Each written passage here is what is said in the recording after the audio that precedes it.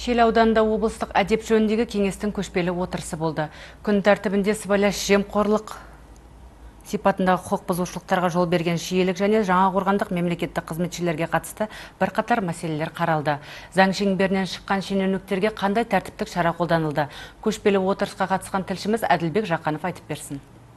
Бір құмалақ бір қарынмайды шірітеді. Ал Шиеліде қызмет бабын асыра пайдаланып, пара алған шенеуніктер қатары жіпке тізілген моншақтай көбейіп барады.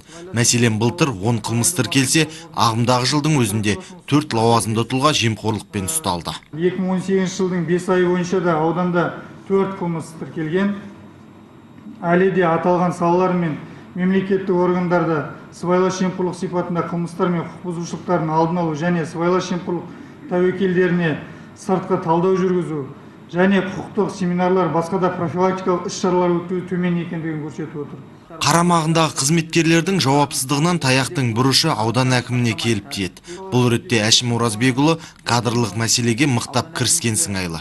5 айда ауданда әдептен озып, жұмысына немқұрайлық танытқан 32 лауазымды тұлға түрлі тәртіптік жазаға тартылған. Бүгінде мемлекеттік қызметке кір келтіретін заң бұзушылықтарға жол бермеу мақсатында әрбір мекемеде, әрбір маманға түсіндірме жұмыстары үзбей жүргізілуде дей келе, аудан басшысы сыбайлас жемқорлыққа қарсы атқарылып жатқан шаралары туралы баяндады. Аудан әкімдігінде жыл басынан бері 13 рет өткізілген аппараттық мәжілістер мен жедел жиналыстарда сыбайлас жемқорлықтың алдын алу және түсіндіру жұмыстары жүргізілді. Мәжіліс қорытындысымен сыбайлас жемқорлыққа қарсы іс-қимыл бағытында өзекті мәселелер қаралды. Аудандық бөлімдер мен ауылдық округ әкімдерінің есептері 24 рет тыңдалып, тиісті шешімдер қабылданды. Сондай-ақ Шиелі аудандық ішкі істер бөлімінің бастығына да сын садағы тиді. Жыл басында аудандағы көші-қон полициясы қызметінің бастығы 70 мың теңге пара алу үстінде құрықталған болатын. Бүгінде кінәсі толықтай дәлелденіп, сот үкімімен экс-полицейге 3,5 миллион теңге айыппұл салынып, өмір бойы құқық қорғау органдарынан шеттетілді. Әдеп кеңесінің мүшелері аудандағы сыбайлас жемқорлық сипатындағы заң бұзушылық әрекеттерді зерделей келе, әлде бірқатар салаға мониторингтік талдау жүргізу туралы ұсыныс берді. Сыбайлас жемқорлыққа қарсы күрес мәселелері жөніндегі аудандық комиссияның отырысында құрылыс, білім, жер саласында сыбайлас жемқорлық сипатындағы қылмыстар мен құқық бұзушылықтарын арнайы қарап, тиісті шешімдерді қабылдауды ұсынып отырмыз. Екінші тармақшасымен аудандағы мемлекеттік органдардың сыбайлас жемқорлық көріністерінің себептеріне мониторинг жасап, сыбайлас жемқорлық тәуекелдеріне ішкі талдау жүргізу ұсынысын беріп отырмыз.